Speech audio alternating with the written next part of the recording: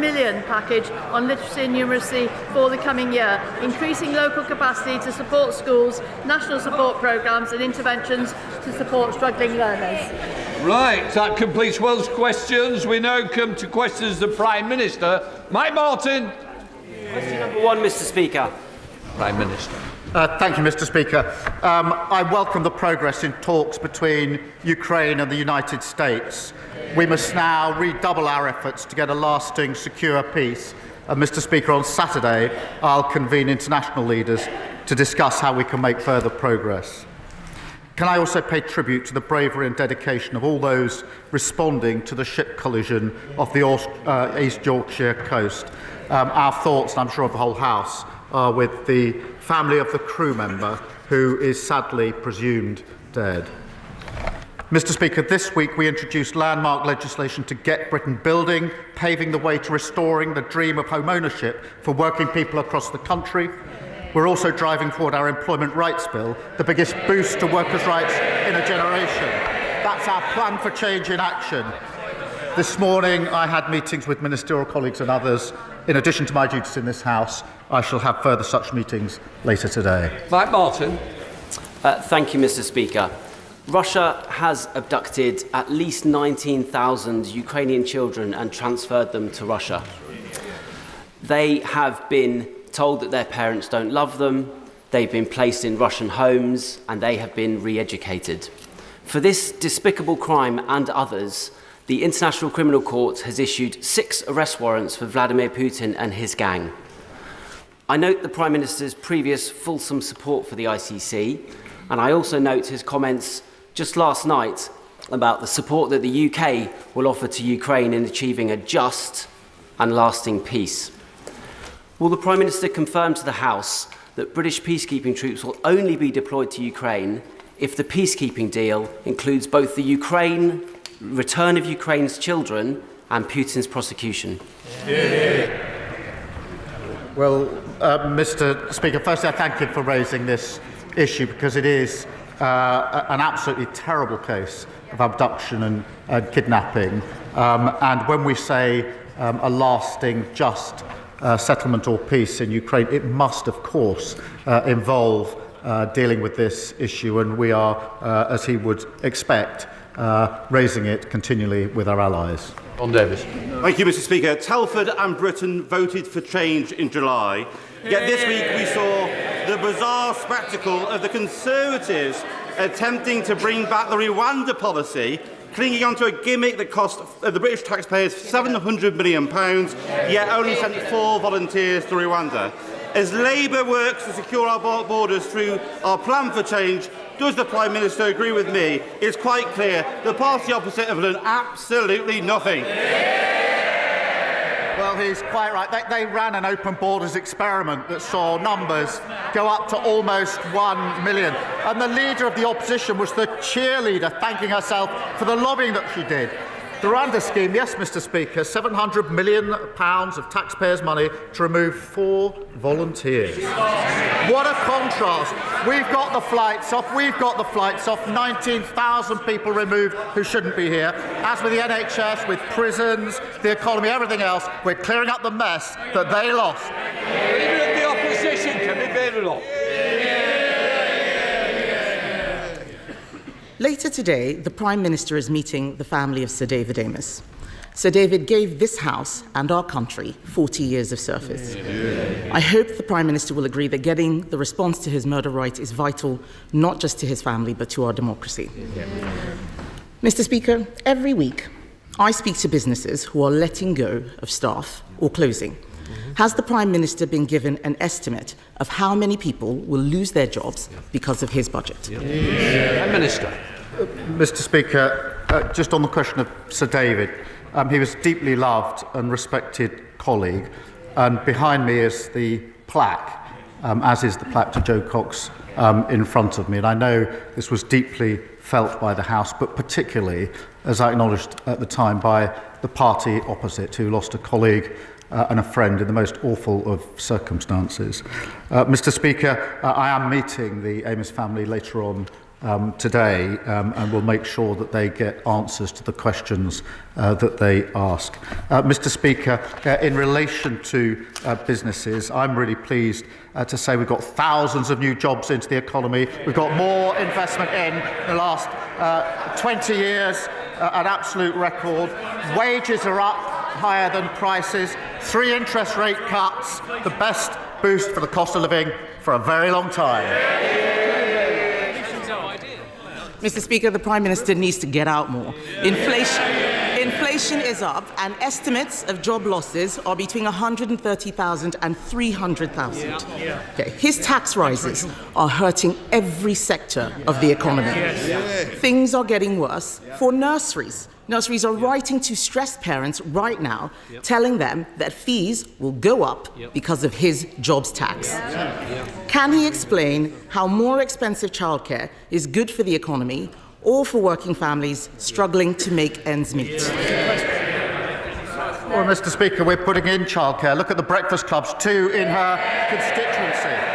But she's rather forgetting the $22 billion black hole that they left, that we had to deal with.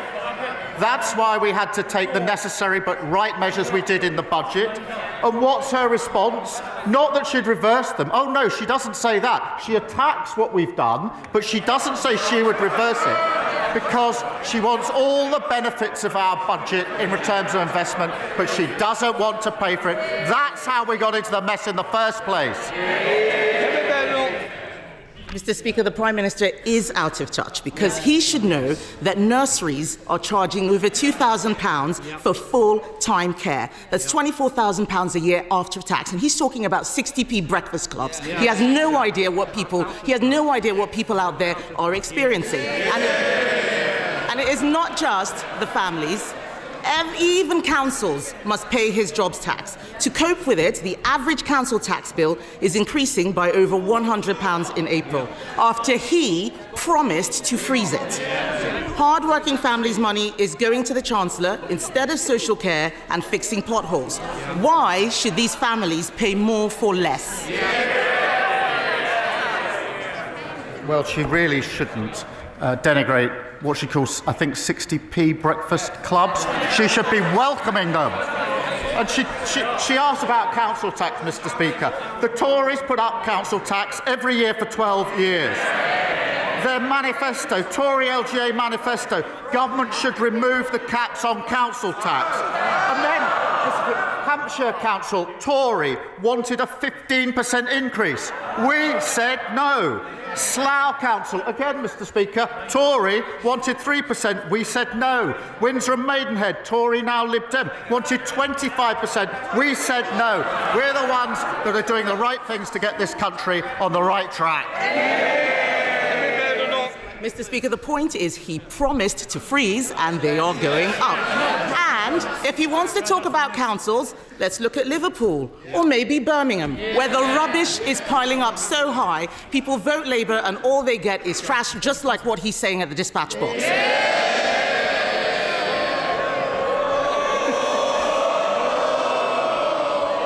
People all over the country are suffering, not just in Birmingham.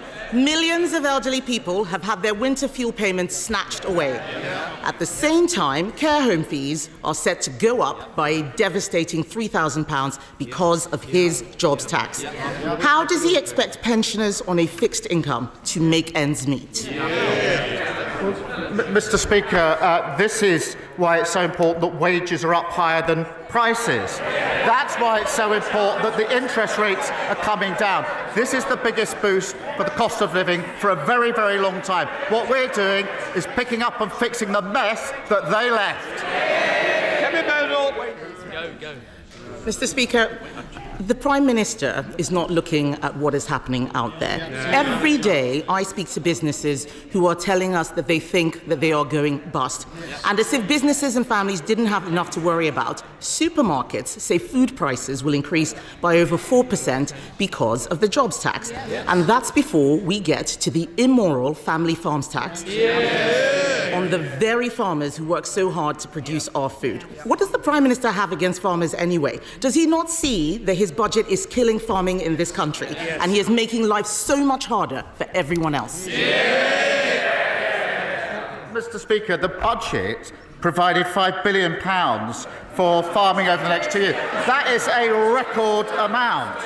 We've set out the roadmap for farming, which has been welcomed by farmers. And many thousands of farms have benefited from the farming schemes. But she talks about prices. Wages are going up higher than prices. That's the first in a long time that's happened. So for families across the country, they're better off under Labour. He's got no answers today. What the farmers are complaining about is the sustainable farming incentive, which he has just scrapped or withdrawn. They are making mistakes with this budget. And that's why in 2 weeks, the Chancellor will come to this House to present an emergency budget the Prime Minister said we would not need. They will try and make out it's because of global events. But the truth is they trash the economy with their bad choices.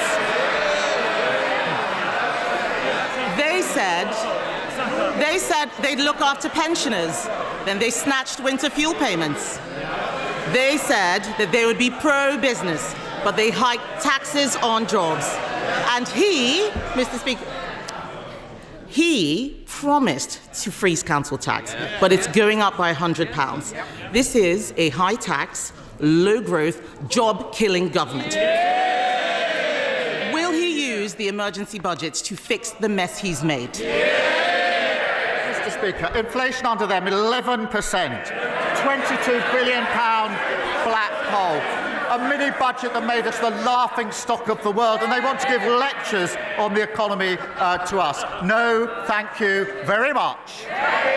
John Slinger. Thank you, Mr. Speaker. With 1 in 8 young people across the country not in education, employment or training, people in rugby are worried about a wasted generation. Too many people with disabilities and health conditions are not getting the help that they need to get into work. So will the Prime Minister set out how this government will give everyone who is able to work the support they need, provide compassion to those who can't work, and fix the broken welfare system left behind by, you guessed it, the Conservatives? I thank him for raising this issue. Mr. Speaker, I come from a family that dealt with disability through my mother and brother over many years, so I do understand the concerns that have been raised by him. But we inherited a system which is broken, it is indefensible economically and morally, and we must and we will reform it. We will have clear principles, Mr. Speaker. We will protect those who need protecting. We will also support those who can work back to work. But Labour is the party of work. We are also the party of equality and fairness. Leader of the Liberal Democrats, Sir Ed Davey. Thank you, Mr. Speaker. I'd like to begin by giving a shout-out for Young Carers Action Day today, but I promise the House I will not sing. Mr. Speaker, the Prime Minister has rightly spoken about the need to get more people into work, and he repeated that now, so people have more dignity, we can get the economy going, and we can cut the benefits bill after the disgraceful legacy left by the Conservatives. You were there for 5 years. But does the Prime Minister recognise that for many disabled people, the best way to help them into work is to support them properly with more special equipment, with training, with better healthcare and so on? And will he also today calm anxieties that he himself has raised for many of us, that the disability benefits for people who simply cannot work will not be cut? Mr. Speaker, we will, of course, as I've just said, the principles, we will, of course, support those who need support, but also help those who can work into work. They'll be the guiding principles. But what we've inherited is shocking, and they ought to be silent. 1 in 8 young people not in education, work or training. That is a lost generation. That is their inheritance. They've got plenty to say now. They did nothing for 14 years and left this in terrible inheritance. And Davey. Mr. Speaker, turning to international issues, can I congratulate the Prime Minister on helping to secure the restoration of US military and intelligence support for Ukraine? but can I press him on progress to persuade President Trump against damaging metal tariffs already hitting British industry? The Prime Minister knows that we on these benches believe he must be more robust with President Trump, like the Europeans and like the Canadians. So will the Prime Minister fly out to Canada as soon as possible to show their new Prime Minister and the Canadian people that Britain stands with its Commonwealth allies against Trump's threats and against Trump's tariffs?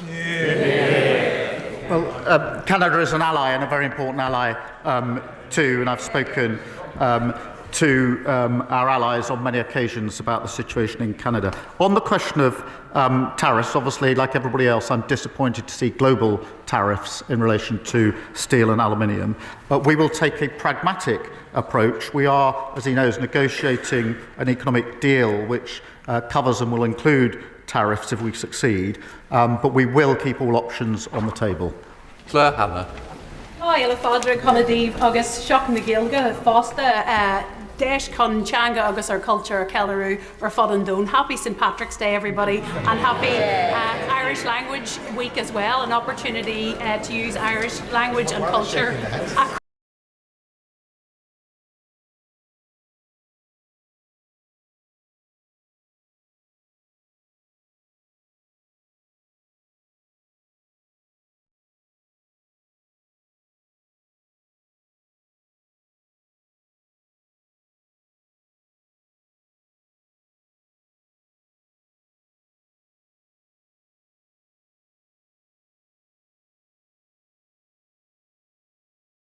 Bonds. And can I take this opportunity to invite him to Belfast in August 2027, which was announced this week as the host of the Fleadh na HÉireann for the first time. Well, can I join her in wishing everybody celebrating a very happy St Patrick's Day? Mr Speaker, she's right. We need a strong and settled relationship between the United Kingdom and Ireland, and the need for that has never been greater, which is why I was delighted to host the Taoiseach in Liverpool last week at our first annual UK-Ireland Summit. We've turned the page, started a new era for our relationship with Ireland, and I'd be very happy to go to Belfast in 2027. I want to go much sooner than that. Andrew Stone. Thank you very much, Mr Speaker. In just 20 days' time, new sentencing guidance will come into effect that the Justice Secretary has already conceded will be two-tier in its nature. It will mean that the colour of your skin or the religion you have can give you leniency in the eyes of the law and will plunge public confidence in the judiciary into crisis. But it is avoidable. We Conservatives have tabled a bill that, if backed on Friday, can stop this guidance in its tracks. So will the Prime Minister, will he now overrule his Justice Secretary and confirm here and now that he will back this bill, or will he simply step aside and prove he has in fact been two-tier Keir all along?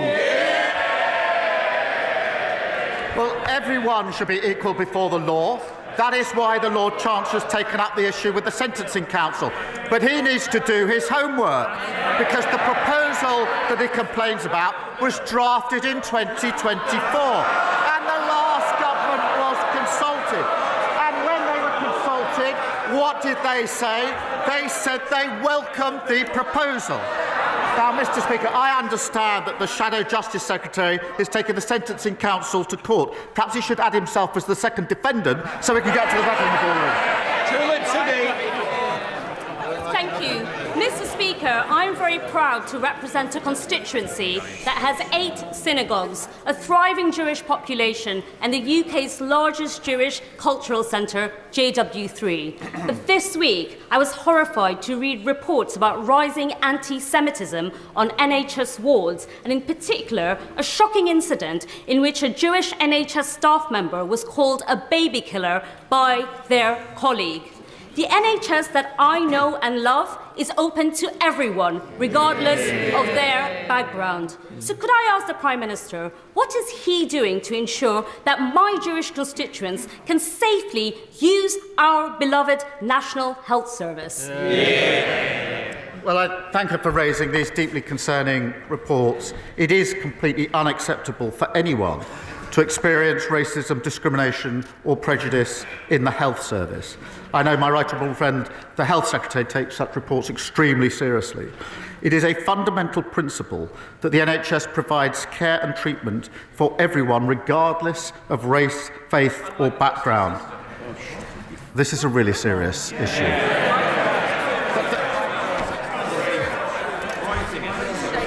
You've let yourself down, you know it. I expect all trusts and healthcare providers to take necessary action against any staff who've expressed views that do not reflect the views and values of the NHS. Dave Dugan, a closed question. Question 9, Mr Speaker.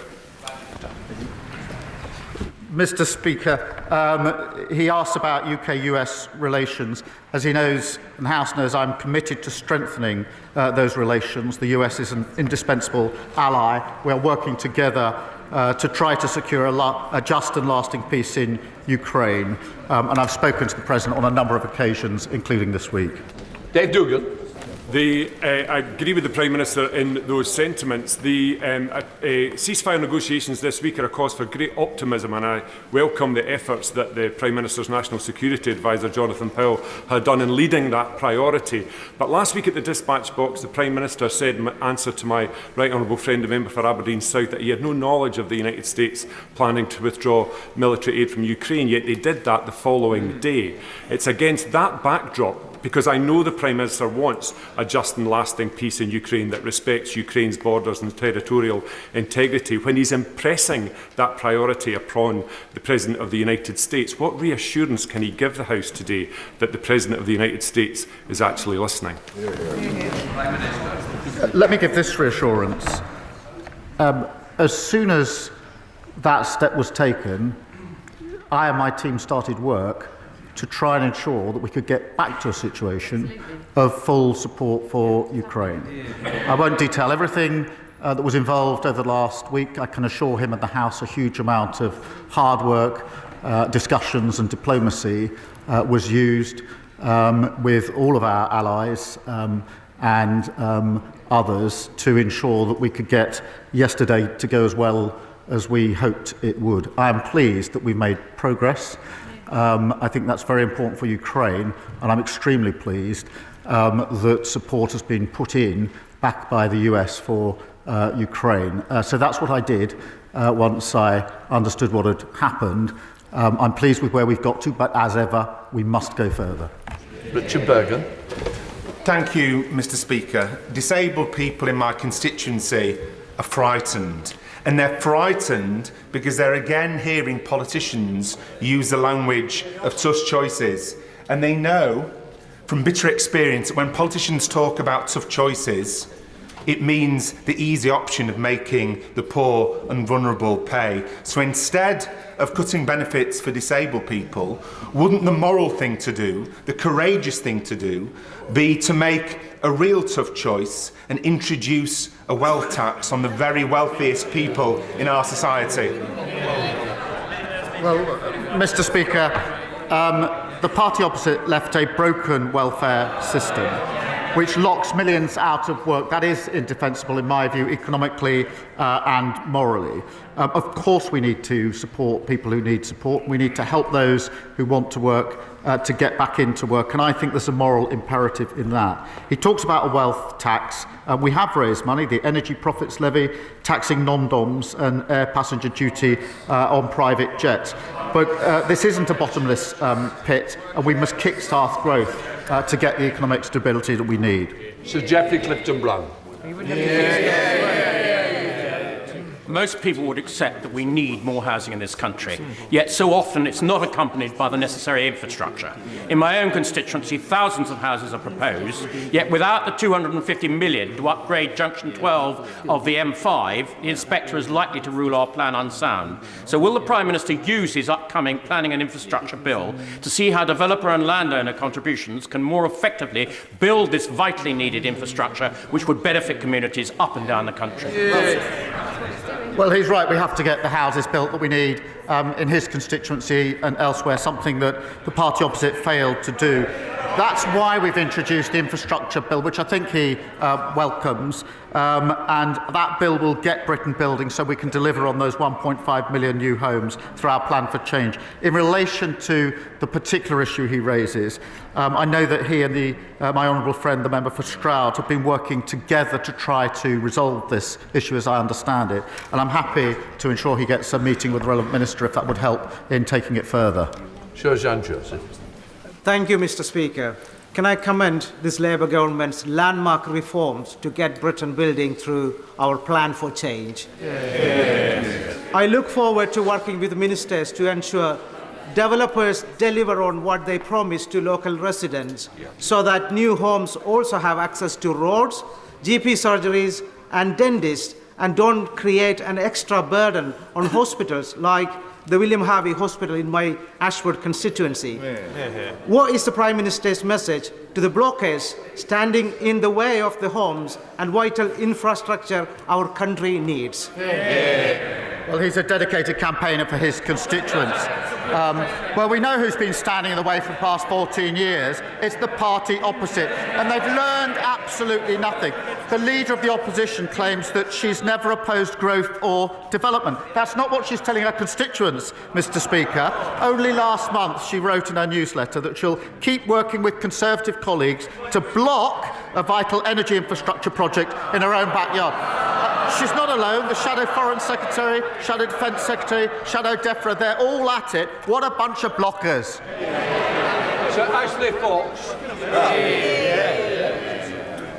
Mr. Speaker, the Employment Rights Bill will grant union equality representatives the right to paid time off work. And it does. Will the Prime Minister grant special constables the right to take unpaid leave to perform their duties? I'm grateful to him for raising the question of special constables who play a very important role in our communities and keeping us safe. The numbers of special constables dropped under the last government. We support the existing employer-supported policing scheme and will support our special constables, but they dropped under the last government. Andy MacDonald. Thank you, Mr. Speaker. Long time. I recently visited Middlesbrough's James Cook University Hospital and learned of the brilliant work in the neurosciences department for the survivors of stroke, brain and spinal injuries and many others. But it only has 18 rehabilitation beds to serve a population of some 1.4 million people, whereas the guidelines say it needs 80 beds, meaning that patients in the Tees Valley do not get the rehabilitation they need. So will the government remedy the position by ensuring that resources are allocated to meet the ambition to develop a world-class neurorehabilitation centre to serve the Tees Valley and beyond? Well, I thank him for his question. It is important to hear about the important work that James Cook Hospital is doing in his constituency. We are investing £350,000 in research on interventions which support people with functional neurological disorders to rehabilitate them within the community. And of course our plan for change invested £25 billion to cut waiting lists, speed up treatment and shift more care into the community. In relation to the hospital, I'll make sure he gets a meeting with the Minister to see what further can be done. Sir John Whittingdale. Will the Prime Minister look at the case of my constituents, Mr. and Mrs. Adrian Fenton, who returned home from visiting France in their motorhome to discover an illegal immigrant concealed in the bike rack? They reported it immediately to the police, only to receive a fine from the Border Force of £1,500. Will he agree that my constituents ought to be thanked rather than punished? And does he accept that this action will send a message to deter anybody from acting responsibly in the future? Can I thank him for raising this important case on behalf of his constituents? I've seen some of the details and I am concerned about it, and I do think it's important, as he says, that the Home Office look into it, and therefore we will do so, and I'll make sure that he is updated in relation to that in due course. Richard Dowd. Thank you, Mr. Speaker. Veterans in Sefton, one of the many remarkable charities in my constituency, indicate that statistics can only partly measure the price paid by servicemen and women incidents of broken marriages, suicides, alcoholism, deep depression and homelessness among veterans remain largely unquantified. Given that, will my right honourable friend restate Labour's commitment to providing our veterans the holistic support they need and deserve? Well, we owe an extraordinary debt to our veterans, Mr. Speaker. We are committed to renewing the nation's contract with those who've served, and that includes the guarantees of homes for heroes for those who have served, dedicated mental and physical healthcare pathways in the NHS, and dedicated to sport to help those leaving service using their skills to find new and fulfilling careers. Sir Dyke. Yesterday, with no notice, DEFRA closed SFI applications, leaving thousands of farmers who want to deliver public goods waiting for a year without support. So can the Prime Minister assure British farmers that they won't be left stranded and able to support environmental and food resilience goals due to lack of government support? Well, Mr. Speaker, as she knows, the SFI schemes have operated to provide quite considerable support so far. There have been a number of schemes. They've closed in the past, and then a new scheme has been put in place. They were closed in 2022 and 2023 by the party opposite without the 6 weeks' notice. But we do support farmers. We will be putting forward more details at the spending review. But the difference, Mr. Speaker, in this government is we're funding the farmers. They failed to spend the budget. Sultana. Thank you, Mr. Speaker. In October 2023, in an interview with LBC, the Prime Minister said, and I quote, "I think Israel does have that right," when asked if cutting off power and water to Gaza was appropriate. For 11 days now, Israel has blocked the entry of vital goods and aid into Gaza, subjecting over 2 million people to collective punishment.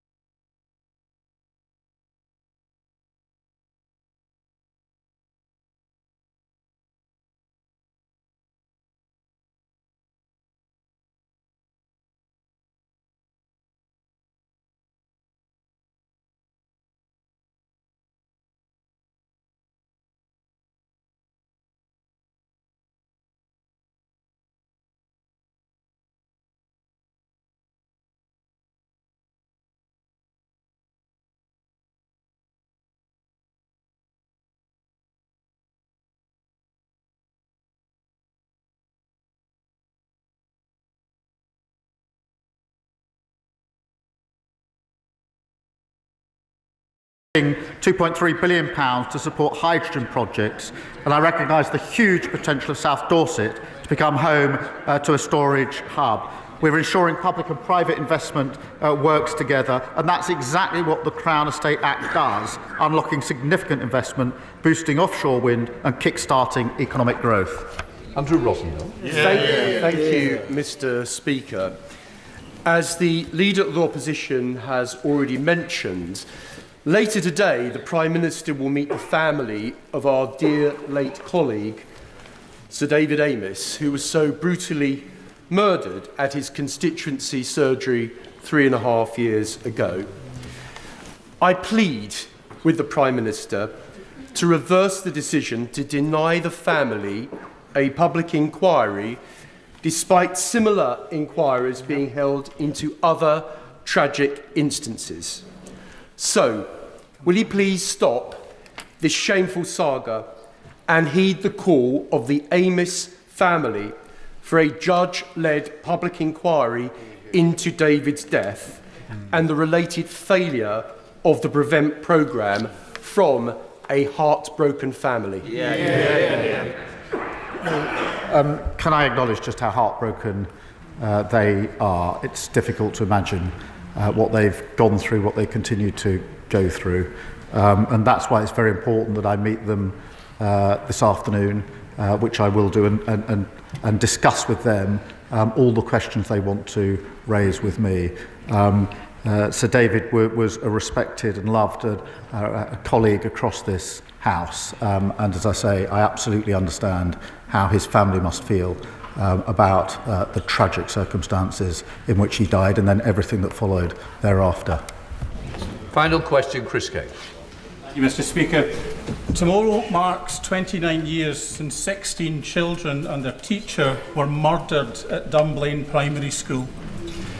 In recent weeks, my constituents have raised with me the alarming fact that adverts offering handguns for sale are appearing on technology platforms like Google and YouTube. Does the Prime Minister agree with me that technology companies have an obligation to all of us to do everything proactively possible to prevent illegal advertising of this kind and not rely on a reactive, will remove it when it's reported approach, which is simply not good enough? The thoughts, I'm sure, of the whole House are with the victims of the Dunblane massacres 29 years after the tragic event. The Online Safety Act will require online services to proactively remove such content from their platforms and prevent it appearing there in the first place.